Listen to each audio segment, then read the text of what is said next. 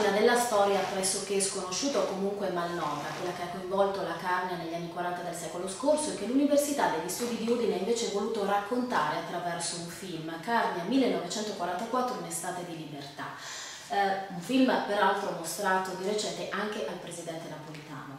Andrea Zanini, vogliamo ripercorrere i contenuti appunto di questo film, quindi fare in qualche modo un passo indietro nel tempo e raccontare a chi ci sta seguendo che cosa è accaduto in Carnia nel 1944? Beh, è stata liberata l'occupazione nazifascista, la più grande area della resistenza, dove si è sperimentato un eccezionale spazio di libertà e democrazia, libere elezioni, una specie di vero e proprio governo eletto dal basso, provvedimenti importanti, perfino il voto alle donne, la prima volta nella storia del nostro paese. Quindi, come diceva lei, è una pagina che vale la pena di ricordare. Ecco, il film in realtà è uno dei tasselli, dei preziosi tasselli di un progetto ben più ampio e più corposo. Vogliamo parlarne? Sì, il film fa parte di un progetto che si intitola Le radici della libertà e della democrazia. È un progetto che mira a valorizzare l'esperienza della Repubblica della Carnia e dell'Alto Friuli, questa esperienza di poche settimane, di pochi mesi nell'estate del 1944, e il progetto si è articolato su più iniziative, un percorso didattico multimediale per la scuola secondaria.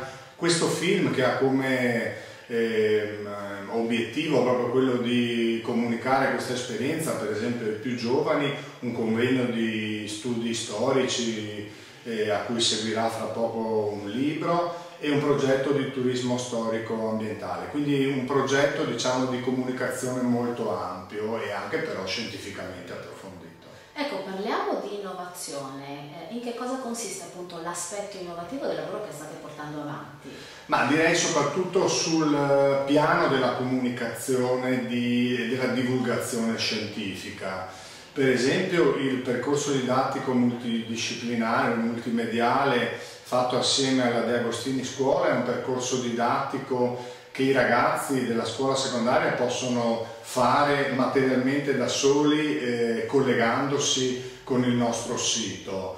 Oppure il film stesso, che è una fiction, visto che non c'erano sostanzialmente documenti filmici e fotografici su quei fatti, abbiamo deciso di ricostruirli come si usa adesso in queste che vengono chiamate docu-fiction. Quindi, diciamo, un modo di divulgazione largo per cercare di comunicare soprattutto alle giovani generazioni i valori e i significati di questa esperienza. Ecco, lei lo ha appena sottolineato, io stessa poi l'ho ribadito già in apertura all'inizio della nostra chiacchierata. Il vostro obiettivo era quello appunto di rendere nota una pagina della storia poco conosciuta e soprattutto di arrivare a un'utenza ampia e variegata. Il film peraltro è già stato mostrato in più occasioni. Siete riusciti dunque nel vostro intento? Quali sono stati i feedback, i riscontri che avete raccolto sino ad ora? Ma non toccherebbe a me dirlo, perché sono il coordinatore scientifico di questa iniziativa, però il film è un piccolo caso, nel senso che le sale sono piene, dobbiamo raddoppiare le proiezioni nella stessa serata.